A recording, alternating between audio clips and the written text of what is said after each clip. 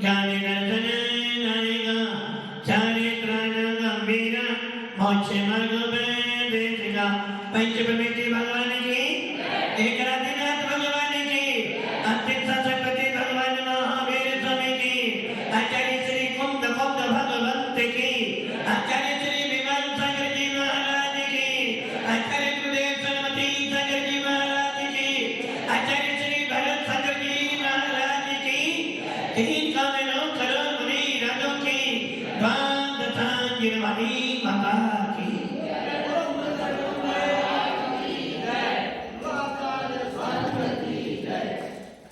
भव्य आत्मा भगवान महावीर की वाणी सुन रहे थे। भगवान महावीर की वीतराग देशना का रसास्वाद कर रहे थे और भगवान महावीर की देशना सुनते सुनते मन में भाव आ रहे थे कि हम भी इस प्रकार की प्रणति करें कि हमारे कर्मों का विनाश हो जाए। भव्य आत्मा ये सुनिश्चित है कि आपको वीतराग शासन मिला है और ये भी निश्चित है कि वीतराग शासन के अंदर राग देश के लिए कोई भी स्थान नहीं। आप ये अच्छी तरह समझ लेना कि वीतराग शासन में मात्र आत्मा को श्रृंगारित किया जाता है। वीतराग शासन में मात्र निज भगवान आत्मा को ही दिखा जाता है और निज भगवान आत्मा का ही ज्ञान प्राप्त किया जाता है। आचार्य कुनकुन स्वामी ने समय सार के सर्व विशुद्धि ज्ञान अधिकार में कहा है कि दो प्रकार के जीव संसार में होते हैं, एक ज्ञानी होता है एक अज्ञानी। आपको अब ये निर्णय करना है आप ज्ञानी हो या अज्ञानी हो।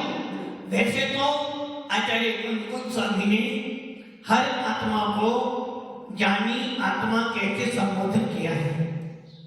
हमारे आचार्य भगवंतों ने प्रत्येक जीवात्मा को परमात्मा कहते संबोधन किया है कि तू भी परमात्मा है। और समय सार लिखते समय कुनकुन स्वामी कह रहे हैं बंदितु सब सिद्धे, मैं सारे सिद्धों को नमस्कार कर कर, मैं सिकंदर स्वामी को नमस्कार कर कर, मैं भक्तिभाव स्वामी को नमस्कार कर कर अपनी बात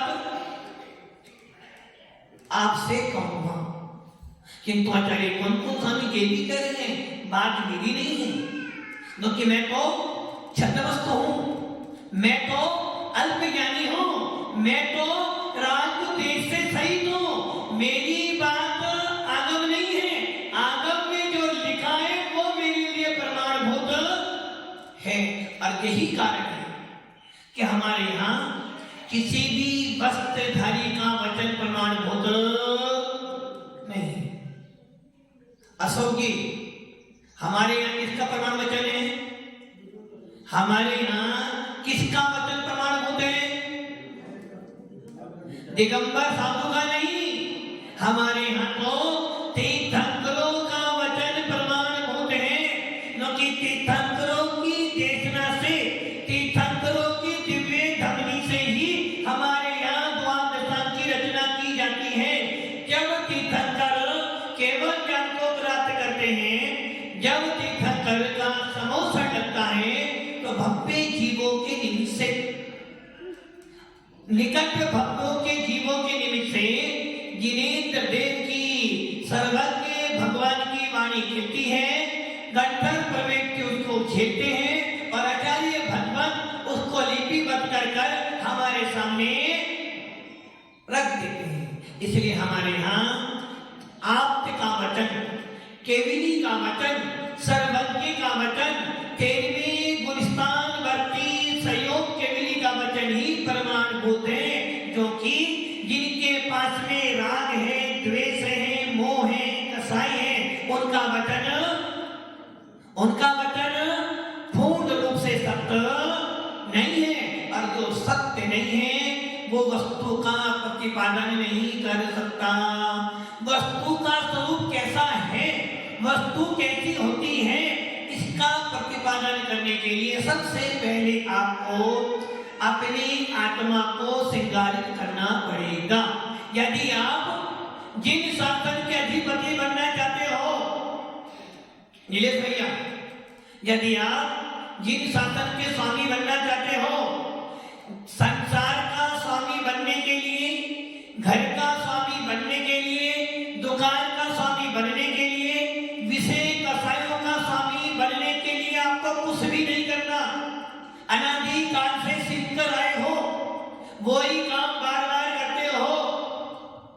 इसलिए आचार्य भगवत कहते हैं, संसार का स्वामी बनने के लिए आपको पुरुषार्थ नहीं करना, क्योंकि वो तो तुमको अभ्यास है, जानकारी है कि तो आत्मा पे शासन करने के लिए, निज भगवान आत्मा को जानने के लिए आपको पुरुषार्थ करना है। किसका पुरुषार्थ? किसका पुरुषार्थ? निज भगवान आत्मा को जानने के लिए आपको कौन सा पुरुषार्थ करना है? बसंती लाल जी, कौन सा पुरुषार्थ करना है? अपने आप को जानने के लिए आपको कौन सा उद्यम करना है? परिवार चलाने के लिए मुखिया बनना पड़ेगा, परिवार चलाने के लिए मायाचारी करनी पड़ेगी, परिवार चलाने के लिए धन कमाना पड़ेगा, और परिवार में अपनी वैल्यू रखने के लिए परिवार के अनुसार चलना पड़ेगा। समाज में रहते हो, समाज के पद पर बैठे हो, तो समाज को अपने अनुसार चलाते हो या समाज के अनुसार चलते हो? विमल जी, समाज के अनुसार चलना पड़ता है या चलाते हो? यदि आप समाज के अनुसार चलने लग जाओगे तो एक दिन भी शासन, एक राजनेता यदि देश के अनुसार चले तो कभी भी देश गरीब नहीं बन सकता, किंतु राजनेता अपने अनुसार चलता है। वैसे ही एक पद पे आ जाने के बाद वो व्यक्ति समाज को अपने अनुसार चला, सुनता पूरी समाज की है। राय तो विमल जी, राय तो राय मत मांगो, बिना मांगे भी राय नहीं आएगी। राय तो सबकी रहती है, किंतु काम तो अपने अनुसार ही। वैसे ही आचार्य भगवत कह रहे हैं, संसार को चलाने के लिए कुछ नहीं चाहिए, किंतु यदि तू निज भगवान आत्मा को जानना चाहता है, यदि तू निज भगवान आत्मा बनना चाहता है, या तू परमात्मा बनना चाहता है, तो तुझको एक काम करना है, बड़ा पुरुषार्थ करना है। वो काम कौन सा है? शासन। हर व्यक्ति शासन करना चाहता है, और वो शासन किस पे करता है? सामने वाले पे। पापा बच्चों पे शासन करते हैं, माँ बच्चों पे शासन करती है, पत्नी पति पे शासन करता है, पति पत्नी पे शासन करती है, बच्चे किताब पे शासन करते हैं, और एक नौकर पर शासन मालिश करता है। असल में हमने क्या किया? दूसरों पे शासन करने से हमारा अस्तित्व है, किंतु आचार्य कुंद स्वामी कहते हैं, जब तक इस प्रकार की पद्धति तुम्हारी बनी हुई है, तब तक तुम्हारे अंदर कर्ता बुद्धि भरी हुई है कि मैं करने वाला हूं, और जब तक कर्ता बुद्धि है तब तक तेरे पास में मिथ्यात्व है, और जिसके पास में मिथ्यात्व है वो कभी भी मोक्ष का प्राणी नहीं बन सकता। इसलिए आचार्य कुंद स्वामी कह रहे हैं, यदि तू निज भगवान आत्मा को जानना चाहता है तो एक पुरुषार्थ करना, अब वो पुरुषार्थ है निज आत्मा पर शासन करना सीख ले। वीतराग शासन की सबसे बड़ी मुख्यता यही है, पर पे शासन करते करते करते अनंत भव बीत गए, फिर भी हमारा राम देश कम नहीं हुआ। और यदि तूने एक बार निज आत्मा पे शासन करना सीख लिया, तूने यदि एक बार अपनी आत्मा को जान लिया, तो तेरी तेरी कर्ता बुद्धि हट जाएगी, और जिस दिन कर्ता बुद्धि हट जाएगी उसी दिन तेरी आत्मा में भेद विज्ञान प्राप्त हो जाएगा। संसार में 3 चीजें हैं। आचार्य भगवंत कौन स्वामी ने समय सार में ये लिखा है कि ज्ञानी कौन और अज्ञानी कौन।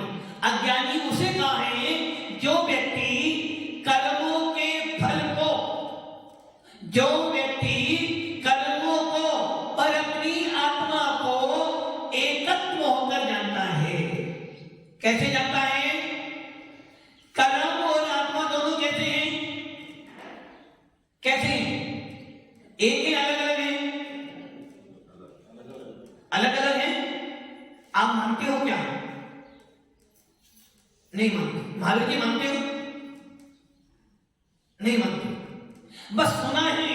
आचार्य कौन स्वामी अपने सर्व शुद्ध ज्ञान अधिकार में कह रहे हैं, जब तक ये जीव आत्मा को और कर्मों को एकत्व होकर भोगता है, एकत्व होकर जानता है, एकत्व होकर मानता है, और जब उसका फल उदय में आता है तो उसके फल को भी एकत्व होकर अर्थात तन में होकर जानता है, भोगता है, वही अज्ञानी। आप भी जो वही काम करते हो। और ज्ञानी कौन? जो अपने पुरुषार्थ से, अपनी बुद्धि से कर्मों के बंद हो जाने के बाद उनके फल को बदल दे। ज्ञानी कौन?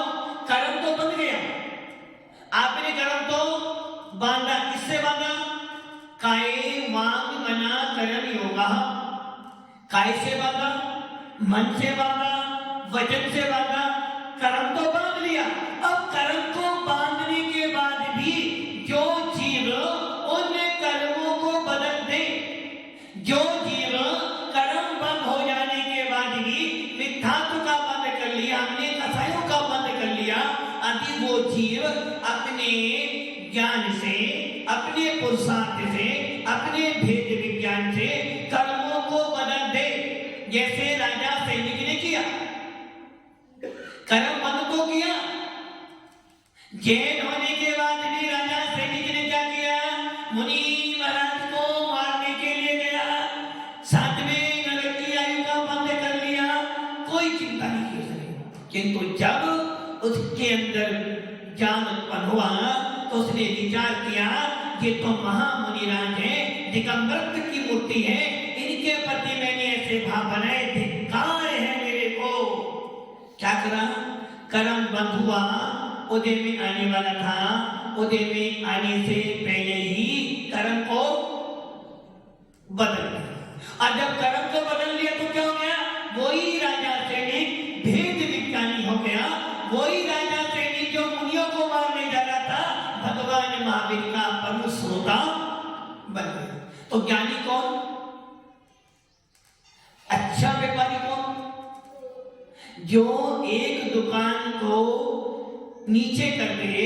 एक दुकान तुम्हारे पास में नहीं थी और आपने उस दुकान को पूरा ठप कर दिया, वो कोई साहूकार नहीं। और एक दुकान मिली थी, आपने उसको 2 कर ली, तो दोनों आप अच्छे बनिए हो। वैसे ही ज्ञानी जी कौन?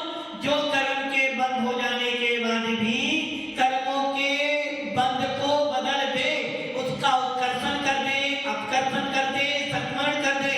और जब वो कर्म उदय में आए, जब वो कर्म उदय में आए, अपना फल दे, तो उसका वेदन भी ना करे, उसे कहते हैं ज्ञानी। आप लोग अज्ञानी हो तो ये विचार कर लेना कि कर्म तो मुझे हर पल बन रहा है, उसको मैं रोक नहीं सकता।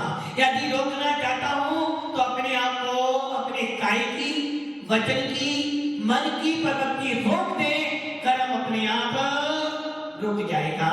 क्योंकि कर्मों का आश्रय किससे होता है?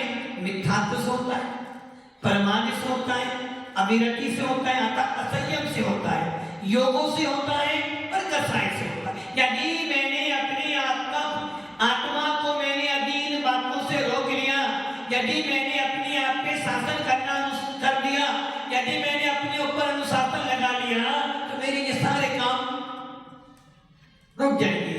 और जब ये काम रुके तो कर्म का बंध अपने आप रुका। और जो पुराना कर्म सत्ता में पड़ा था वो मेरा स्वरूप नहीं है, और जो सत्ता में पड़ा था फल देगा।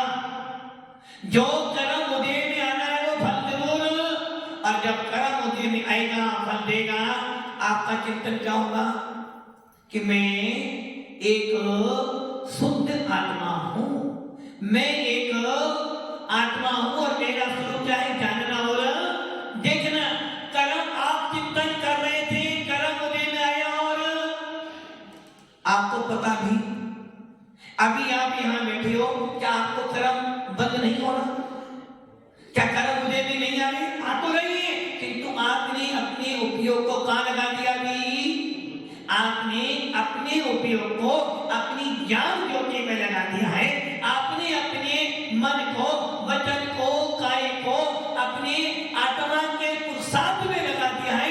आपने अपने भावों को आत्मा में जोड़ लिया है, तो कर्म आया, फल देके गया, आपको पता नहीं। बस आचार्य कौन स्वामी यही कहना चाह रहे हैं कि हे आत्मा, यदि तू ज्ञानी है तो क्या करना? यदि तू ज्ञानी है तो इसका प्रैक्टिकल कर। यदि तुझे बुखार है तो थर्मामीटर बदलाता है। यदि तुझे बुखार है तो तुझे खाना अच्छा नहीं लगता है। यदि तुझे बुखार है तो तेरे को खाना भी अच्छा लगता है। यदि तू बीमार है तो तेरा सर भारी भारी होता है। यदि तू बीमार है तो तेरा शरीर गर्म होता है। तो तुझे मालूम पड़ता कि मैं बीमार, और बीमार होने के बाद सामने वाला पूछता तुम बीमार हो? हाँ भाई लग तो रहा बीमार हूं। वैसे ही कौन स्वामी कह रहे हैं, जब तुझे ये मालूम पड़ा कि मैं बीमार हूं, वैसे ही तू ज्ञानी कब बनेगा? जब तू अपने कर्मों के बंध को बदल दे, जब तू अपने कर्मों को संवरण कर दे। कर्म बंध गया, कोई बात नहीं, अज्ञानता से बांधा, कसायों से बांधा, राग देश से बांधा, बंध गया, चिंता में कर। अब बंद हो जाने के बाद में कैसे उसको ट्रांसफर कर दो, ये यदि तूने सीख लिया तो तू ज्ञानी है। कर्म उदय में आया है, तूने अपना उपयोग कहां लगाया? यदि तूने अपना उपयोग कर्म के वेदन में लगाया है तो तू अज्ञानी है, क्योंकि तू जब अपना उपयोग कर्मों के फल में लगाएगा तो तूने आत्मा में और पर वस्तु के अंदर तन्मयता लगा दी, एकत्व लगा दिया। और जब एकत्व लगा दिया तो तू क्या कहेगा?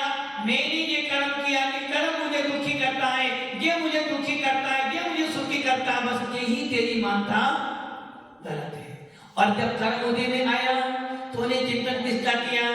आत्मा हूँ, आत्मा हूँ, आत्मा मैं सदा जायते शुभाभि आत्मा।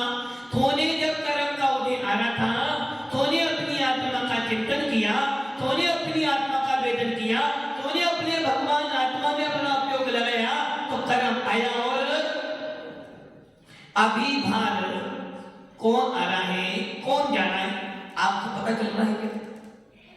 फिर भी आदमी आ रहा है, जा रहा है ना? बाहर आवाज हो रही है, कौन बोल रहा है, कौन कर रहा है आपका उपयोग वहां पर अभी?